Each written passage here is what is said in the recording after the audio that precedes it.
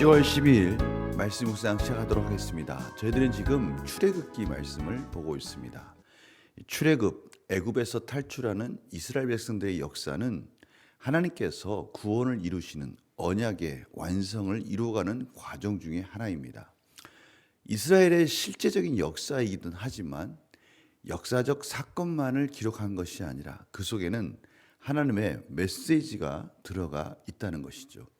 그래서 역사적인 사건으로만 보는 것이 아니라 그 속에서 말씀하시는 하나님께서 그 언약을 완성하시는 과정 속에 보여주시는 그 구원의 그 소중한 상징적인 의미들을 저희들이 찾아가며 그 말씀을 깨달아 알아가고 있는 것이죠.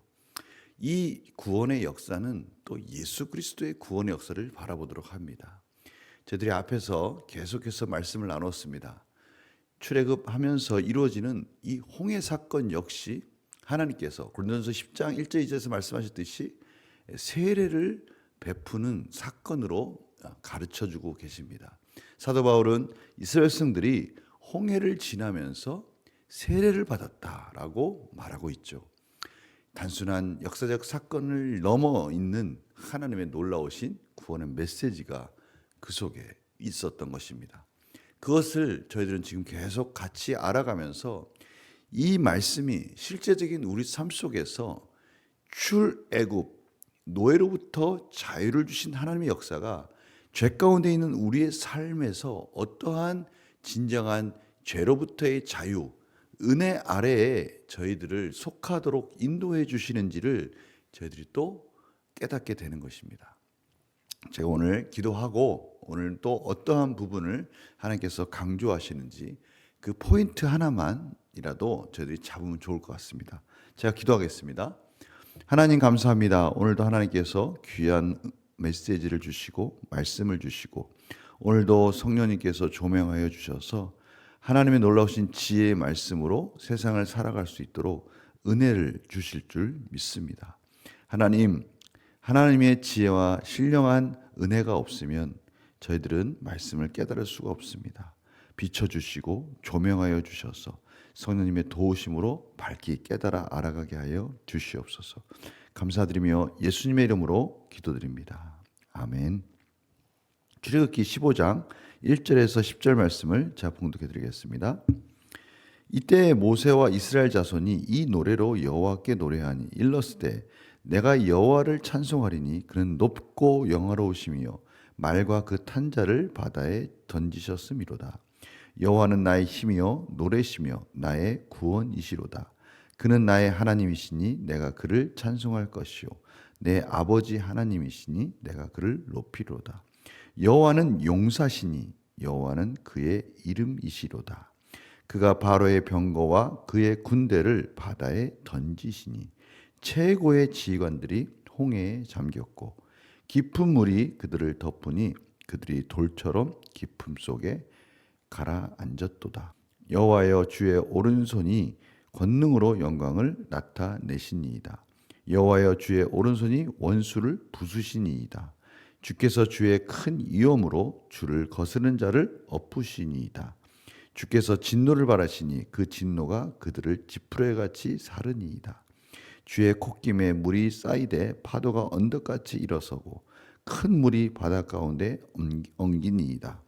원수가 말하기를 내가 뒤쫓아 따라잡아 탈취물을 나누리라. 내가 그들로 말미암아 내 욕망을 채우리라. 내가 내 칼을 빼리니 내 손이 그들을 멸하리라 하였으나 주께서 바람을 일으키심에 바다가 그들을 덮으니 그들이 거센 물에 납같이 잠겼나이다. 아멘. 이 모세의 노래의 가장 중요한 핵심은 하나님이 이스라엘 백성들을 구원하시고 특별히 애굽 군대를 홍해 가운데 수장시키는 이 장면을 하나님께 영광을 올려드리는 찬양으로 지금 부르고 있습니다. 오늘 그 구원의 하나님을 찬송할 것이다. 여호와는 용사시다. 여호와는 그의 이름이시다. 여호와 스스로 있는 모든 언약을 완성하시는 어제나 오늘이나 내일이나 변함없이 이스라엘 백성들을 또 하나님의 백성들을 구원의 은혜 가운데 그 언약을 신실하게 인자하심으로 완성하실 그 여호와 하나님, 언약의 이름 여호와 하나님, 그분에 대해서 찬송하는 장면을 봅니다. 그가 바로의 병거와 군대를 바다에 던지시고, 이 4절부터 계속해서 오른손의 권능으로 또 주의 큰 위엄으로 거스는 자를 엎으신다. 이 용사로서 실질적으로 이스라엘 백성들을 대신하여서 애국 군대와 싸우시는 여호와의 모습들을 아주 실감나게 표현하고 있습니다. 반면에 애국 군대들은요, 돌처럼 또 10절에는 납처럼 이 물속에 수장되어 가라앉아 죽어가는 모습을 표현하고 있어요. 저희들은 오늘 이 말씀을 통해서 저희들의 삶 속에 죄의 모습, 죄의 못된 형상들, 삶의 연약한 모습들, 하나님이 보시기에 참으로 안타까운 모습들, 부끄러운 모습들, 수치스러운 모습들, 이런 것들이 돌같이 납같이 가라앉아가며 저희들 가운데 이제는 이런 모든 것들로부터 저희들이 벗어나서 자유함을 누릴 것에 대한 그림을 저희들이 그리게 되는 것입니다. 저희들의 삶 속에서 완전하지 못하기 때문에, 온전한 성수가 이루어지지 못하기 때문에 아직도 저희들이 끊을 수 없는 죄 가운데, 연약함 속에, 또 여러 가지 갈등적인 상황 속에, 우리의 기질 속에, 우리의 삶의 패턴 속에, 습관 속에 하나님이 기뻐하지 않는 모습이 있을 수 있습니다. 마치 애굽같이 저희들을 노예같이 그렇게 붙들고 있는 것 같이 보여요. 그러나 오늘 하나님께서 말씀해 주시지 않습니까?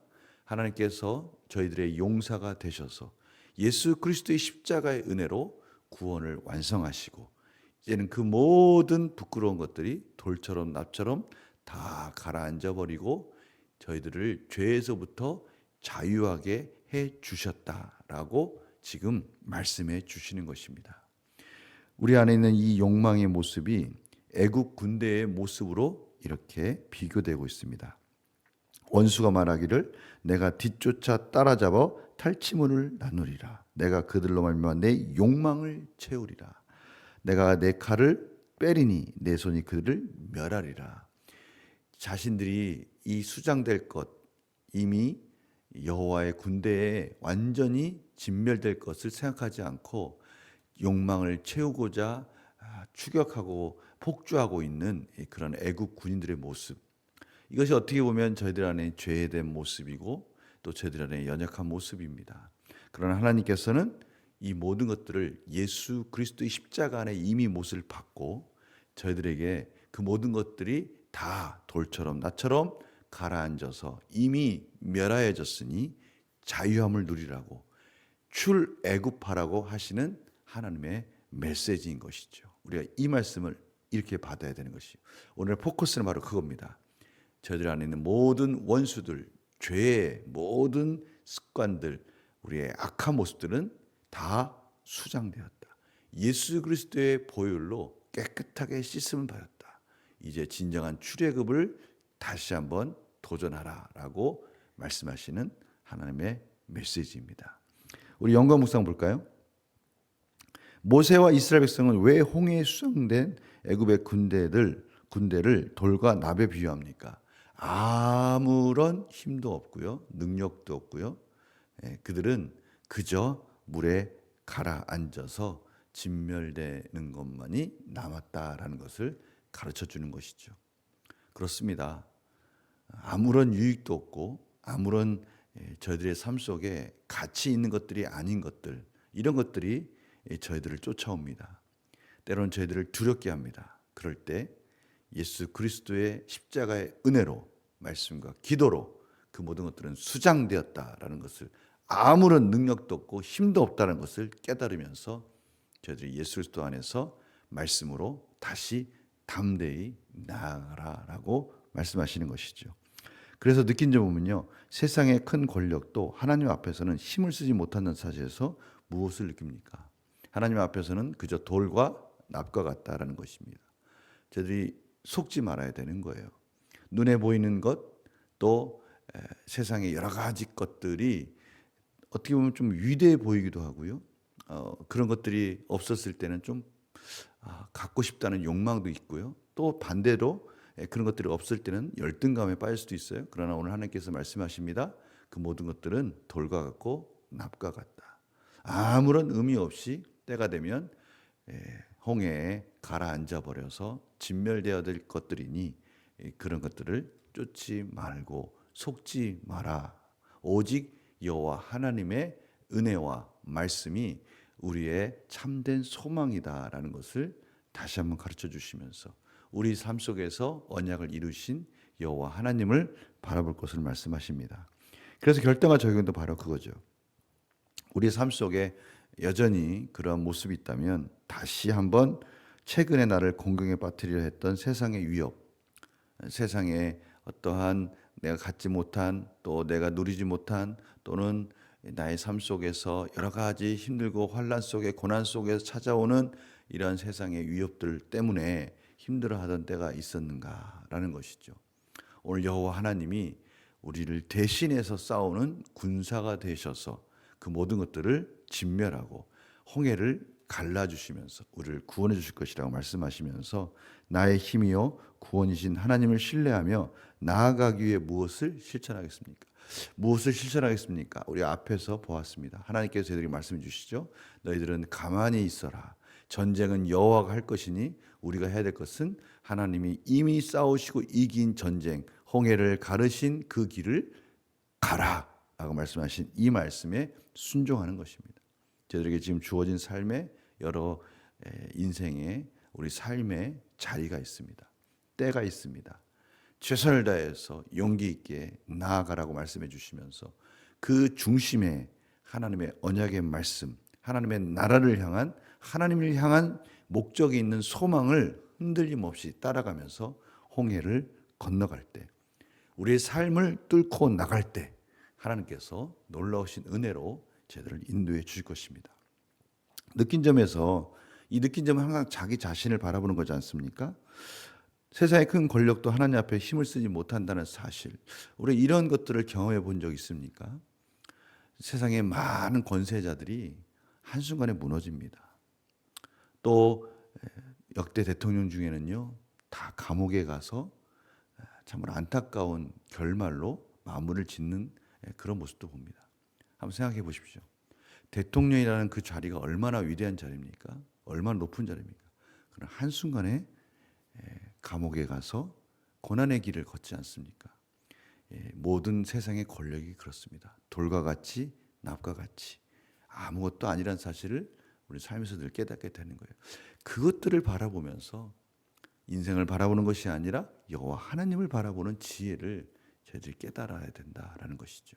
오늘 애굽 군대와 같이 이집트와 같이 당시의 제국으로서 세상에 누구도 감당할 수 없는 그 위대한 권세와 권위와 군사력을 가진 것 같지만 홍해 가운데 돌과 같이 낫과 같이 무너지는 모습, 오늘 하나님께서 무엇을 바라보면서 어떠한 목적 있는 삶을 살 것인지를 다시 한번 깨달으라고 말씀해 주십니다.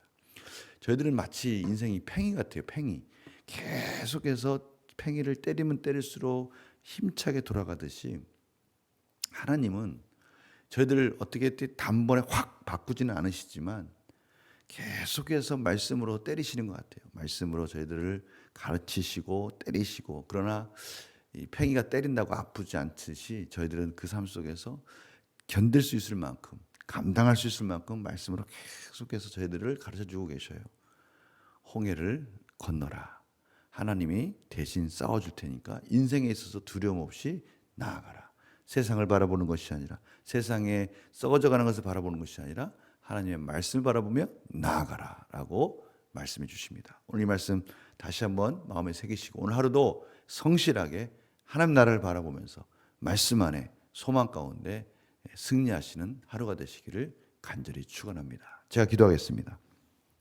하나님, 홍해 가운데 돌과 같이 낫과 같이 가라앉는 애국 군사들을 바라보며 그 모든 것이 얼마나 허무한 인생인지, 저희들이 세상을 바라보며 또 세상 가운데 낭망하는 것이 아니라 다시 한번 여호와 하나님을 바라보고 저희들을 끝까지 책임져 주시는 여호와 하나님의 성실하심과 인자하심을 바라보며 오늘 하루도 승리하는 하루가 되게 하여 주시며 담대하게 해야 할 것들을 이루어가는 복된 능력의 하루가 되게 하여 주시옵소서.